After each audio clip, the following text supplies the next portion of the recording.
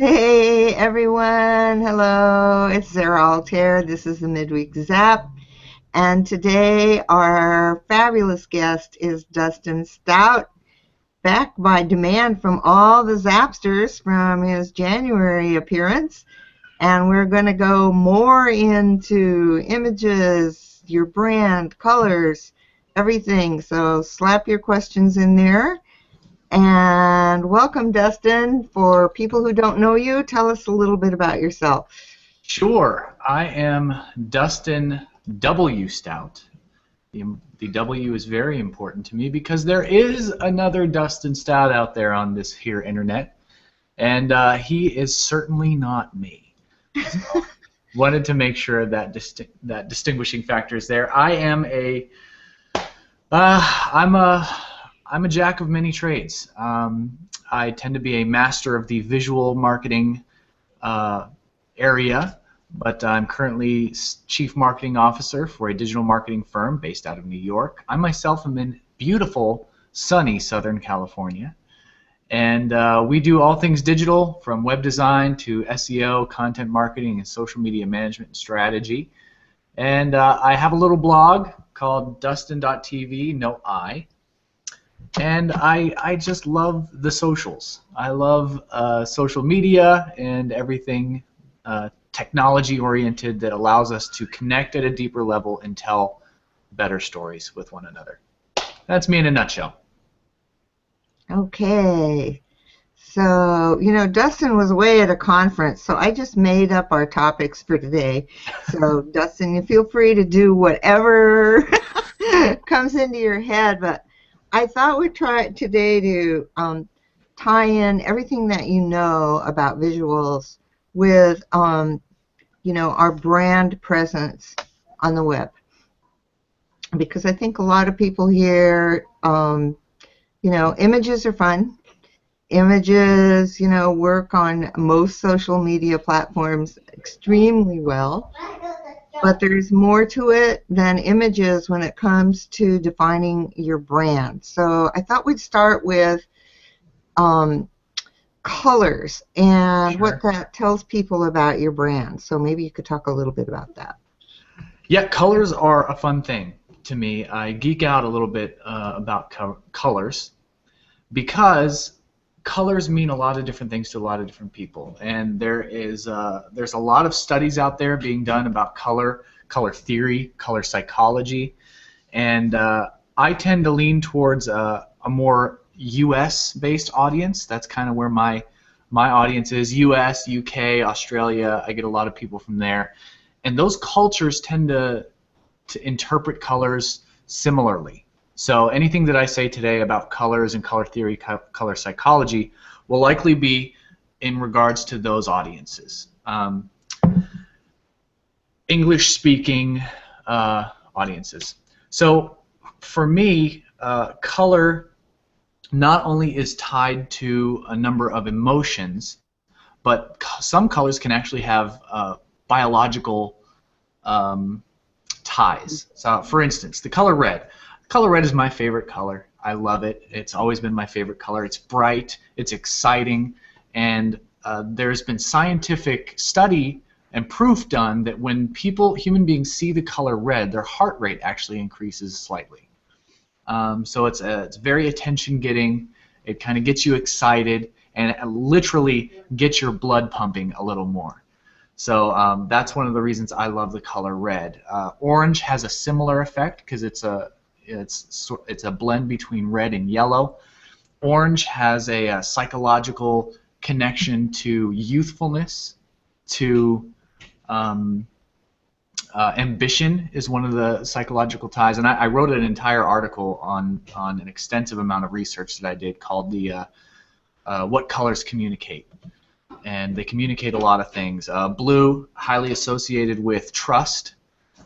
For some reason, it's most people's favorite color, so that might have a tie-in. You'll notice a lot of the social networks, which we entrust a lot of our precious data to, such as Facebook, LinkedIn, Twitter. I can go on and on. There's a ton of them out there that use the color blue, and we tend to give these companies all of our information. without hesitation. And that the color blue, I think, has a little bit to do with that, the factor of trust. Green is often associated with all things natural and organic, and it's actually the easiest color for the eye to process. Also has a lot of very cool connotations with like peacefulness, Zen, that sort of thing. Another great color I like is yellow. I see you like yellow too, Zara. Yellow is associated also slightly with youthfulness, but it's the official color of happy. Yellow is a happy color, and I think this is from decades of having the yellow happy face pounded into our brains and our psyche. So there's a lot of fun things with color. They have to do with psychology and emotional states, and they can really set the tone for your brand if you choose the right color, or it can set the wrong tone for your brand if you choose the wrong color. So one of the things that I spend a lot of time walking clients through when we're doing, say, a branding project or even just an updated web design project, we spend a lot of time talking about color, who the audience is, what that audience, what emotional response that audience needs to have to the brand, and then we choose the colors based on that. So let's just stop right there for a second, because I think that this is one of the reasons that people should really look to outside help when they're making those decisions. Mm-hmm. I firmly believe that. I'm not much of a graphic designer. I mean, my things just don't balance well, et cetera, et cetera. And I know that for a lot of people, we know what we do, but we have no idea how to, you know, get that into a visual image that people respond to emotionally right away. Mm-hmm. And I've noticed also that purple and green are very popular with websites, for instance, that have to do with, say, healing, and everything that revolves around healing. I've noticed that a lot when I go to websites. What do you think about purple and green? Do you think that is a combination that reflects that healing attitude? Yeah, it's an interesting thing because, again, the color green, highly associated with all things organic and natural. Let me look. It's also associated with money, which doesn't really relate to this case. The color purple, though. Purple's an interesting color because different cultures interpret the color purple differently. Purple traditionally is associated with royalty, prosperity, and studies show that the color purple actually stimulates problem solving in the brain. So if you ever have some problems you're having a hard time solving, put yourself in a purple room. You'll be good. But there's also some negative connotation that goes along with the color purple. People have widely associated overuse of the color purple with falsehood or trying to fake prosperity. So I'm not sure what the correlation is to using purple and green together on health or healing sites.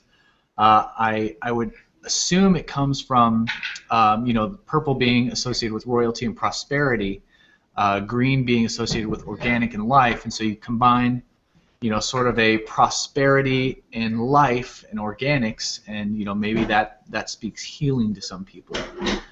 And if used in moderation, well, purple and green together can make a really great combination. In fact, one of the greatest villains of all time, the Joker, is known for his green and purple. But I also know that one of the greatest business minds that I know of, Marie Forleo, uses purple and green on her website. And so it's all about choosing what message you're trying to communicate and using them in moderation. Any color used excessively can be a bad thing, but when used well, you have a recipe for something really cool. That's cool. I wanted to just bring up a few comments here. Midweek had a list that he posted before the show for various colors. So red for action, passion, emotions, feeling, blue for stability, calmness, control, focus, white for peace, facts, figures, yellow for speculation, black for sadness, green for creative, lateral. So I just wanted to, some of those are a little bit different than what you had mentioned earlier. So I think people need to really do some research when you're talking to your designer about what you really want from the colors that you're choosing. Yeah. Yeah, and like I said, a lot of that is culturally. It's determined by the culture you come from. And black for some is associated with death. We know this in America and most countries, most cultures associate mourning and death, and you wear black to a funeral. But it's also conversely associated with elegance and power. You go to a website such as Lamborghini. Lamborghini does this really well. Lamborghini's website is very black. It's very dark, and you get this sense of power and elegance. The iPhone, when it was first released, was released in black. A lot of their product demos were all in black, and they made it look very elegant when contrasted against, say a white background. So I can't say that any of my studies or research has shown a black being associated with sadness, per se. But I guess in a way, being associated with death or mourning, it can be perceived that way. But again, yeah, it goes back to research, goes back to culture, and what influences upon someone what influences have been influenced. If that makes any sense whatsoever. It is April Fool's Day, and I have not had it is. So Shell O'Connell makes a good point following up on what you said. And she says when HSBC, Hong Kong, Shanghai Bank, uses red because in Chinese red is the symbol of money, and the U.S. is a symbol for being in debt, just a minus number. Yep, very great example of cultural differences. In China, there's no such thing as green money. It's red money. There's also a sense of national pride because that is by far the dominant color in their flag. So that's a really interesting thing. I'd love to see some psychological analysis on that being so closely tied to the colors of their flag. In the U.S., the money being green, it's not associated with the colors of our flag or our country, so we don't have necessarily a pride associated with that. So I'd be curious to see if there's any studies been done about the psychological tie between those two, or if it was an intentional choice. I don't know. And then William Rock says, great stuff. I enjoy talking color and behavior. Dustin W. Stout.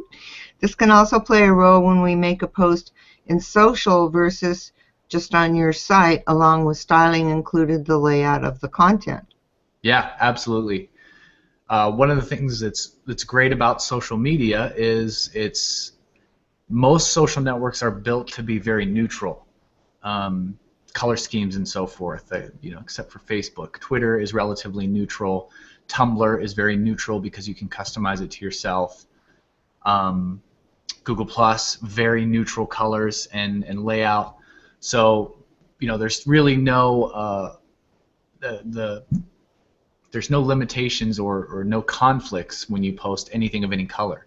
Whereas on your website, like William is saying, you may have a certain style guide, you may have a certain aesthetic that you're going for, a certain gamut of colors that your website has, and so you don't want to post images or visuals that conflict with those colors because it'll provide a choppy experience and the user won't have a great experience. Whereas the socials, anything goes. And then Wick makes a really great point.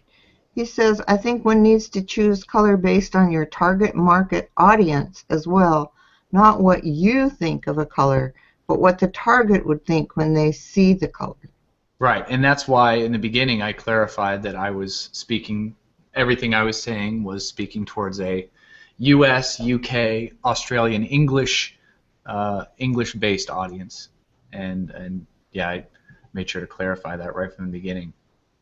Right. And then Glenn Jewett has an interesting comment. He said text background should be white, as it's always better for readability.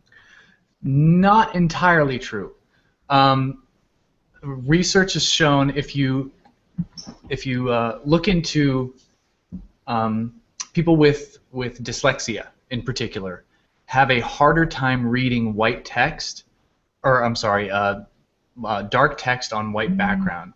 It's actually been shown to increase readability if there's a slightly gray tone to the background, which is why if you visit Dustin.tv, my background is almost always just a slight gray. It's almost white, but it's just slightly gray because people with dyslexia are, for some reason, much more capable of reading when it's got a slight gray tint to it. I don't know why that is. I'd be fascinated to find out, but based on I think long ago my daughter told me that it because the white background creates such a contrast that the gray softens it up enough so the eye can see it. Yeah, but he is mostly correct because I think what he really was getting at was dark backgrounds with light text is much more difficult for people to read. So a very light background with a dark text with a good amount of contrast is the best for readability. Then we have a comment from Wheel Media. Oh, my buddy's over there. It's either Chris or Wade. Red symbolizes good fortune and joy in Chinese culture, and it is found everywhere during the Chinese New Year and other family holiday. One of our big clients is based in China, so I'm sure that's Chris, because red is also the color in Chinese weddings, representing good luck, joy, and happiness. Awesome. So Wheel Media. And then Kim Armstrong has a really important question. She says, can you recommend a good site to go and pick colors? Yes. I'm obsessed with getting the perfect shade of periwinkle and purple for a logo and have a hard time communicating what I want with a graphic artist. Yes. Okay. So let me double check this URL to make sure that it's the right one. Nope, that's not it.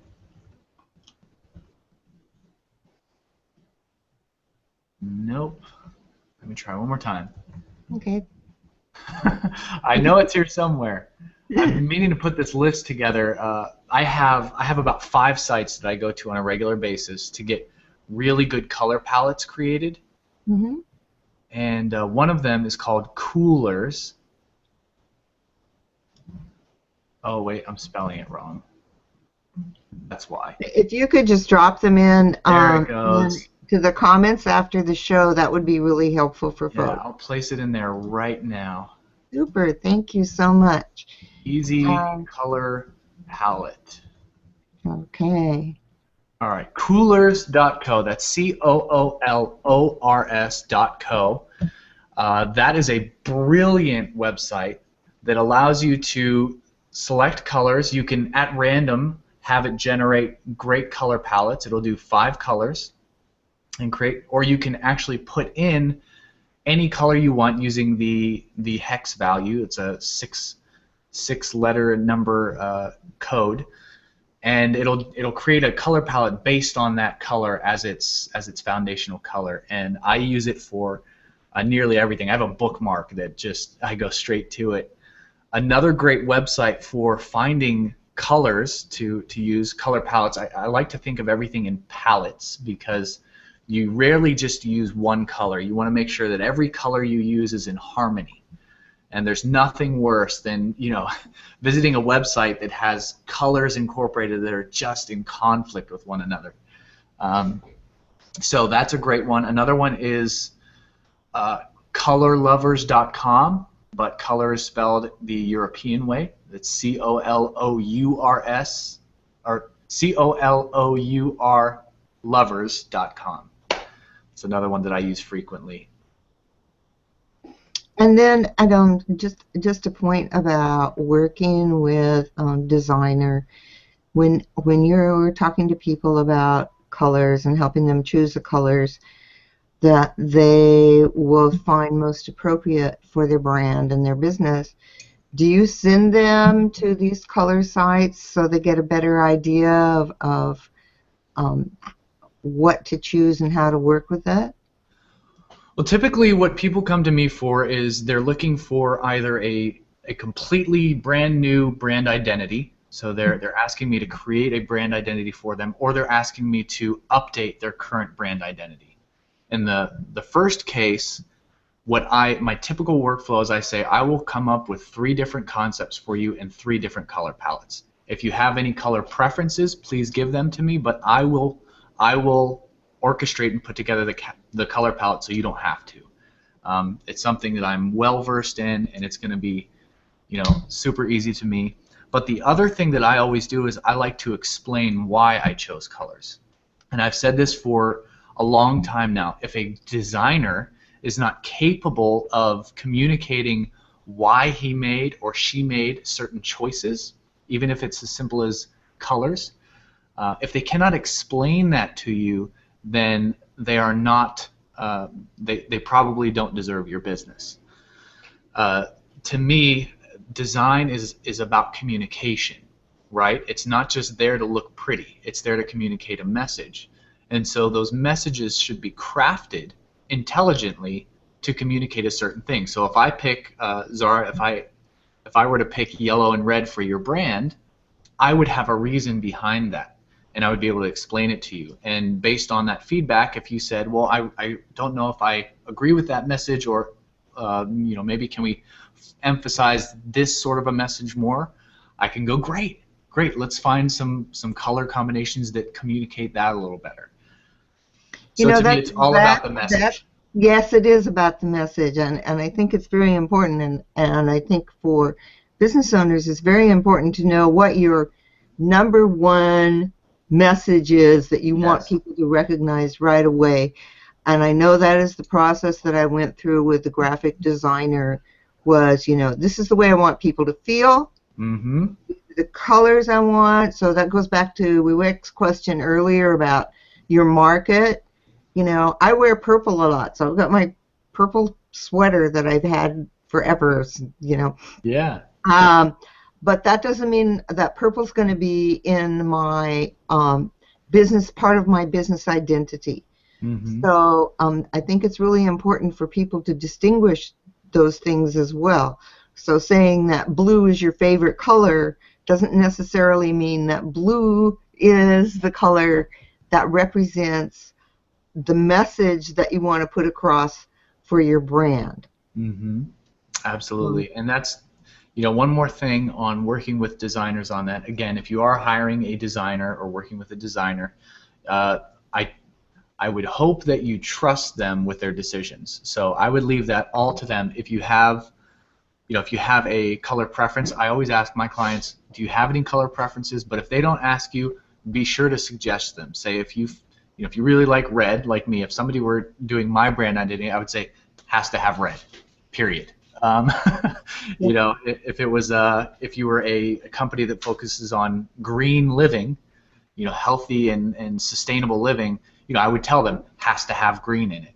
But give them the freedom to use their gifts and come up with the best solution that they believe they can. So. Yes, it's definitely a two-way process. I mean, if you have a good relationship, it makes you a better client for the designer, Mm-hmm. and it makes the decision process run more smoothly.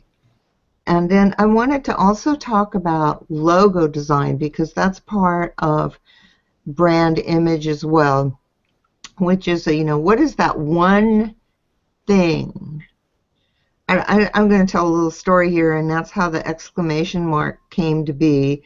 And I was working with a designer, and it was one of those midnight sessions. Hey, what do you think of this? And then playing around, and there was a circle, and there was a square, and there was a rectangle. And the rectangles kind of morphed, while we were talking. And this is how I don't remember. This is how when you're working with someone, it really works. The dot below came, and I said, "That's it. It's the exclamation point." And and that's it. So when you have a logo, it's important too to carry through the intention that you want from your audience, and something that's extraordinarily recognizable. Am I right?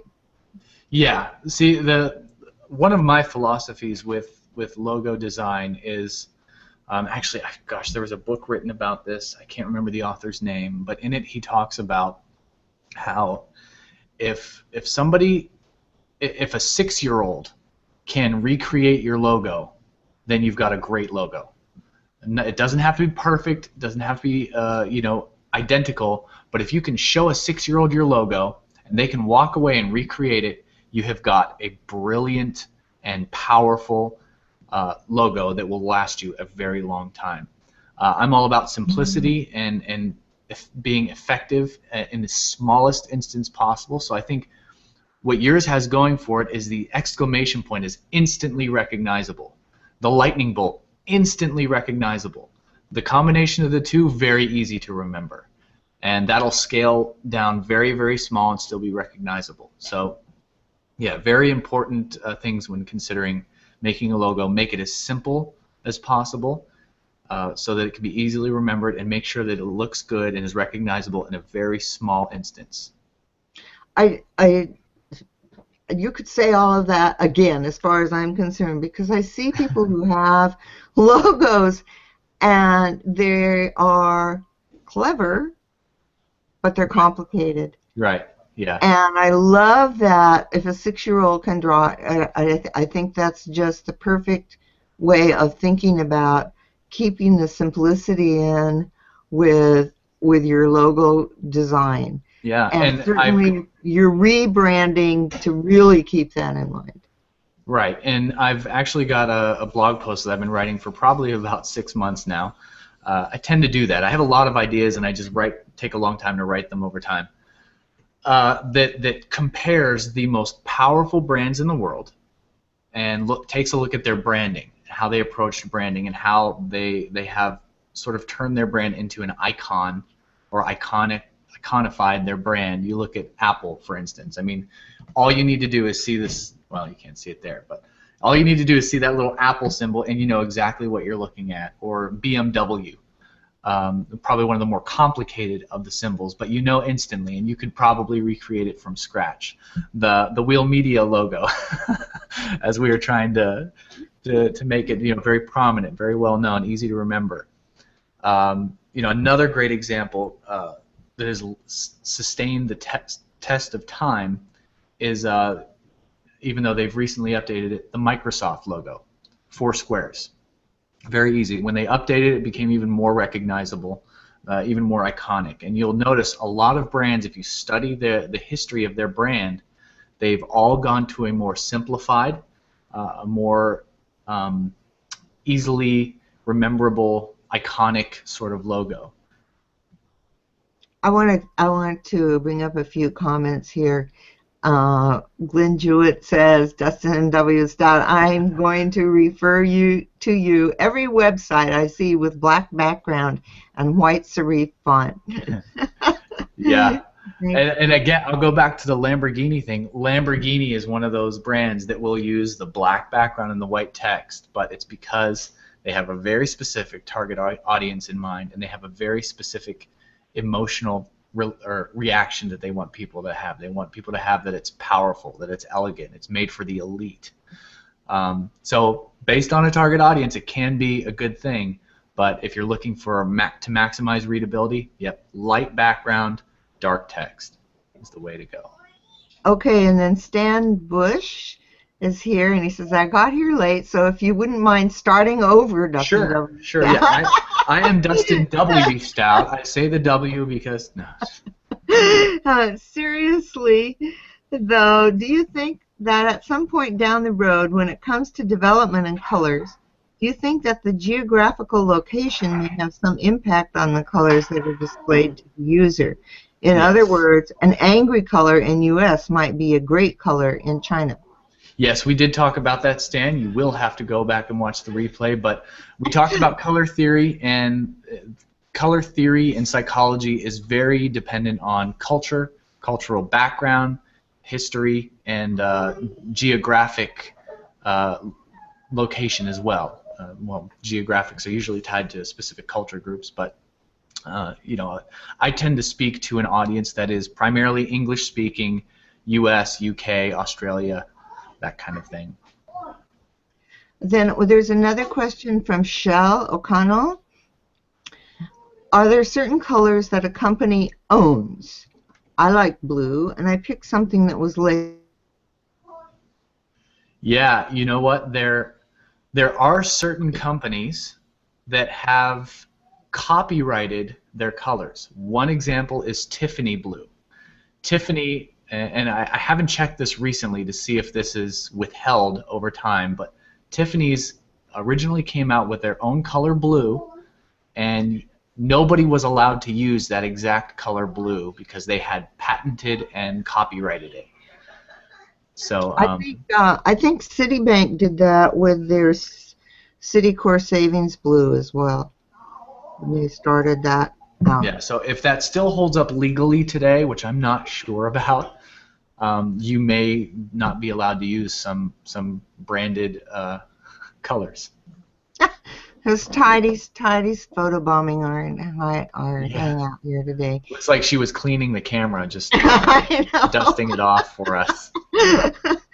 And then so let's go to a little bit to typography, because Glenn Jewett brought up much earlier in the show. He brought up, why is this not showing? Here we go. Serif versus non-serif font. This is typography is another favorite topic of mine.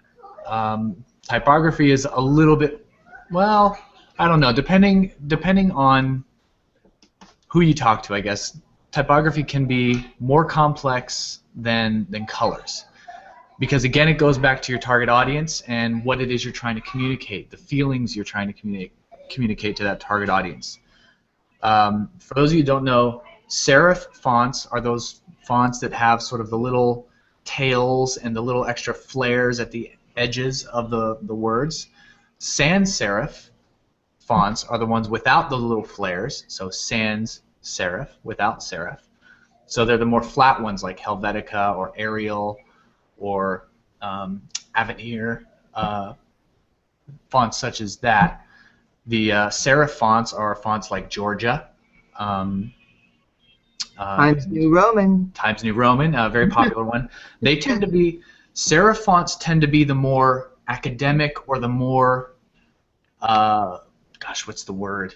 It seems to be a more formal literary font, whereas the sans serifs feel a bit more casual, a little bit easier to read through, because there's not so many things for your eye to interpret. So again, depending on your audience, who it is you're targeting, certain fonts may work better, or even just what type of a setting you're trying to create for the reader. Are you trying to create one that's a little bit more professional, a little bit more literary, a little bit more formal in feel? Then you would want to use a serif font. Newspapers, use serif fonts for the headlines and such. For the most part, a lot of them have begun to switch to sans serif for readability. But if you're going for a more casual, little more of a lightweight feel and look to your website or any print materials, sans serif is definitely the way to go. It also skews a little bit younger as far as who prefers the sans serif fonts.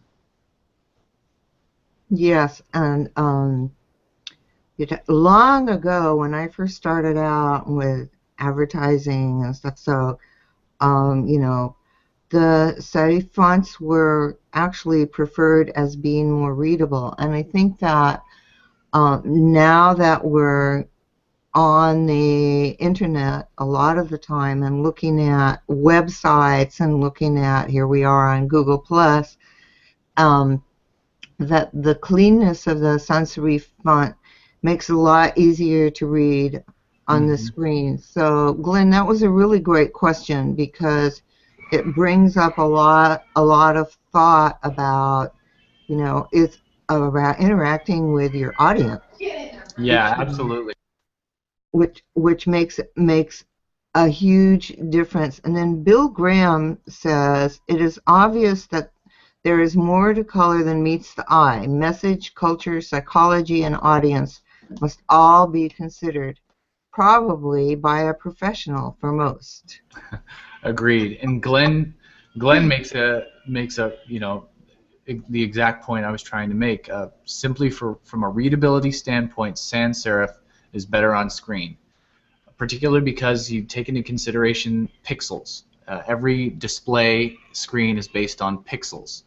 And so when you're trying to get smaller font and trying to detail out those little flares in the serif fonts, it can make readability a lot harder, whereas the harder, more succinct edges to sans serif fonts make it a lot easier to read online. Yep. So you can tell I started out in print media. There was no internet, and so serif was what you used, except possibly in headlines you used sans serif. Yeah, So you need to be aware of the changes that occur, and I'll say it again. You need to be aware of your audience. What is it that you want for them? always, always, always. Yeah, if it's readability and you want them to cruise through the content that you've written, then your sans serif is really where you want to be with your type typography. And if you want to slow them down, there was a big discussion on Google Plus a couple of weeks ago about slow websites.